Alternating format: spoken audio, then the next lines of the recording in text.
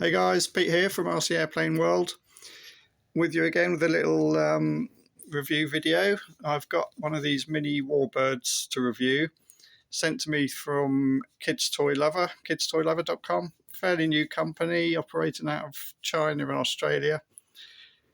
And if you've seen my YouTube channel, you may have seen the Raptor video I did recently, the Raptor 650, which is this little baby up here. And yeah, that review video seemed to be quite well received. So they've asked me to do one for these. Now these little mini warbirds, they're not new on the scene. They've been around for, I don't know, maybe a year or so, maybe a bit longer. There's a few different brands making them. This is the Volantex RC. This is the Mustang. And I'm familiar with them only because I picked up a Spitfire for myself last year from a company called Top RC. And the reason I didn't go for the Volantex or a similar one, I think another company, Eachine, does the same planes, is because these guys only supplied the Mode 2 transmitter. And if you've seen my Raptor video, I explained that I fly with a Mode 1 transmitter.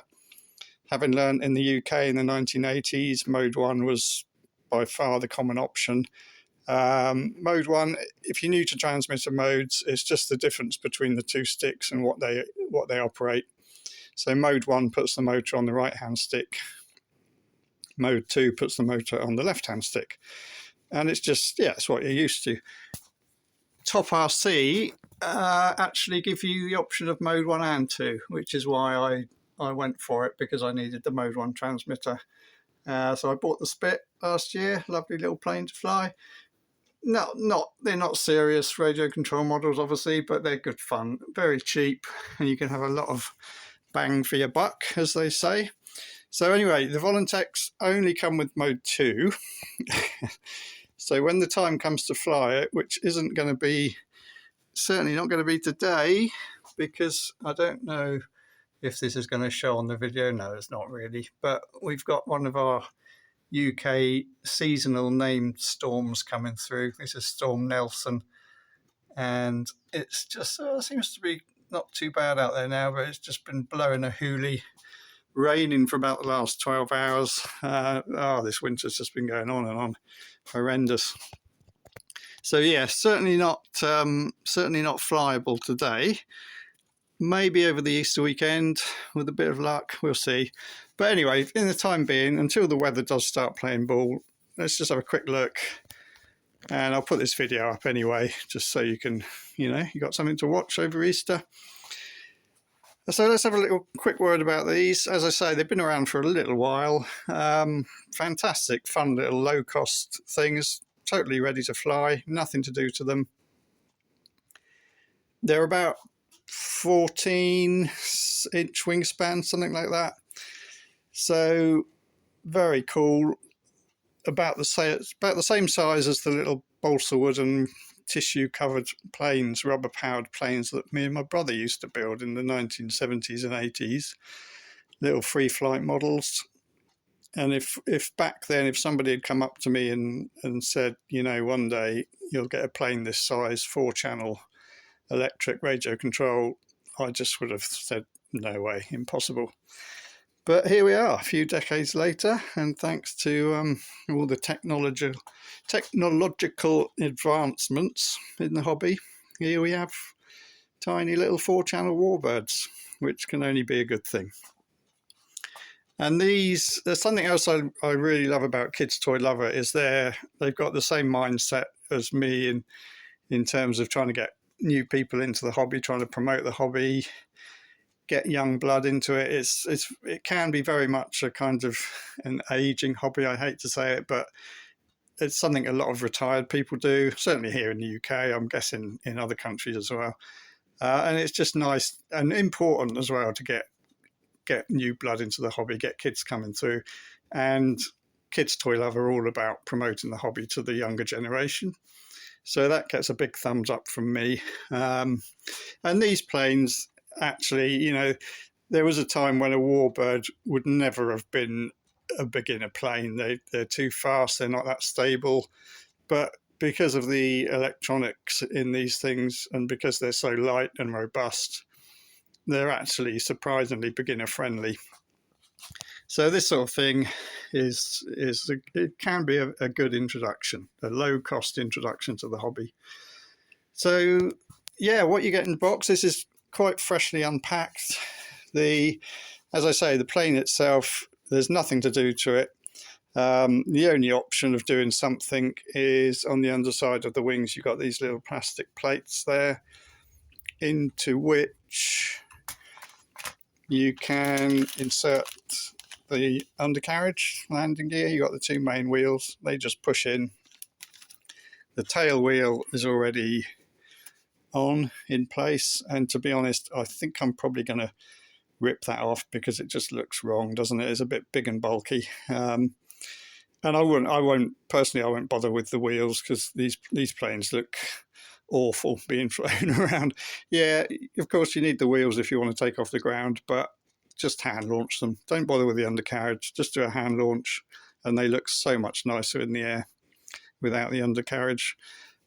That's it. There is literally nothing to do to these things. They're fully ready to fly, RTF.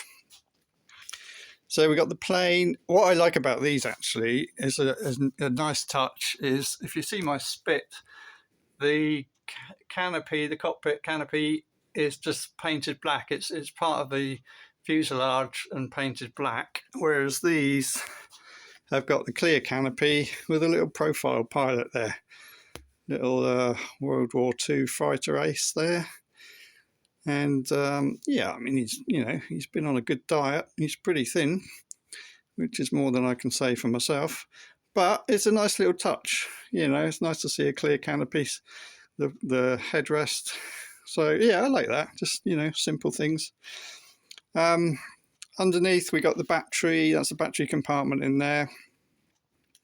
Single servo. You've got these nano servos, single servo doing both ailerons, and a push rod, two diagonal push rods. If you're not familiar with these push rods, it's just a thin gauge metal wire, and that loop is purely for adjustment. So because the transmitters are pretty basic, they're nothing like the your typical computer radios. Other than the main trims, there's no other fine tuning of anything. So these loops are put into the push rods just for fine adjustment.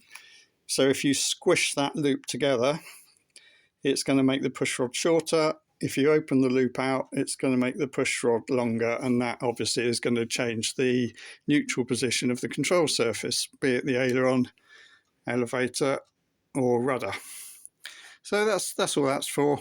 Chances are you won't need to. It's probably all factory set, but that's just a little explanation of those push rods. Colour scheme's not bad, a little bit bright. I've no idea whether it's modelled on full size P-51, but yeah, certainly eye-catching. Blue with the yellow nose, D-Day invasion stripes, which of course all the Allied aircraft were marked with for D-Day for identification. And yeah, nice little thing. So the plane, you've got an instruction booklet. Haven't really leafed through it yet, but it's got, if you're a complete beginner into this, it's going to have all the info you need. We'll have a look through that. Transmitter, as I say, this is the mode 2 motor on the left hand stick. The only thing you're going to need to buy is the batteries, which I'm going to guess is 4 AA. 1, 2, 3, 4. Yep, 4 AA batteries you'll need to buy for the transmitter. Other than that, everything's in the box. As I said, you've got the two main wheels in this bag, 2 batteries, which is nice. Typically, models like this only come with 1. So that's good that they're supplying 2. They've got 2 400 milliamp hour single cell LiPo batteries, lithium polymer batteries, USB charger in that bag. And then we got one, the plane comes with a 2-bladed prop. We got 1 spare 2-bladed prop, and I love this option. We've got two 4-bladed props. And of course the full-size Mustang was typically fitted with 4 blades. So yeah, it just looks more realistic. There's the 4-blade box art, 2-blade. So I will, when I can get out there and fly, I will swap the props. Quick word about the props. If it's anything like my Spit, I haven't tried this, but they should, there you go, they just pop off. So the propeller literally just pushes onto the little motor shaft there, and all that's for, it's just a prop saver. So when you nosedive it into the ground, the prop will hopefully fly off instead of breaking. So that's easily pushed on there. In fact, looking at this prop, look, that's, yeah, okay. So that the prop that's been fitted is probably not great. So I might just go straight for a 4-bladed. Anyway, I'll keep you posted on that. The plane itself is fitted with a stabilisation, as many RTF planes are these days. They're calling it 6-axis gyro system. It just basically means that it makes the plane easier to fly. Yeah, just a little look at Storm Nelson out there. It sounds worse than it is. The phone's not really picking it up, but I've heard some rumbles of thunder as well.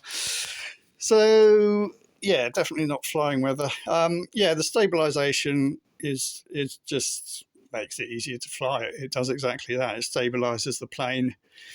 You've got various modes. I think there's like a beginner mode, an intermediate, and an advanced, which affects how much stabilisation is used. But I'll go into that in the flight video. What I'll do, I'll power this up. I'll get a battery charged. I'll power it up, make sure everything's fine and hunky-dory.